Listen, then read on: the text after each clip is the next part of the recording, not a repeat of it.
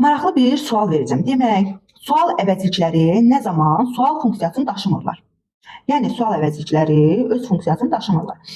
Birinci, əgər sual əvəzliyi budaq cümlədə olarsa, yəni budaq cümləni baş cümləyə bağlayan bağlayıcı vasitə rolunda çıxış edərsə. İkinci, sual əvəzliyi, məsələn, fe'li sifət tərkibi, fe'li bağlama tərkibinin bir hissəsi olarsa, yəni tərkibinə daxil olarsa, öz funksiyasını itirir. Baxaq cümlələrə, nümunələrə. Məsələn, kim istəyir, o gəlsin. Burada birinci budaq cümlə gəlib. Və budaq cümlədə kim, budaq cümləni baş cümləyə bağlayan bağlayıcı vasitədir. İkinci cümləyə baxaq. İkinci cümlə. Hansı mövzunu oxuduğunu bilirsən? Bilirsən xəbər, nəyi bilirsən? Hansı mövzunu oxuduğunu. Artıq hansı sual əvəzliyi fe'li sifət tərkibinin tərkibinə daxil olaraq öz sual funksiyasını itirir.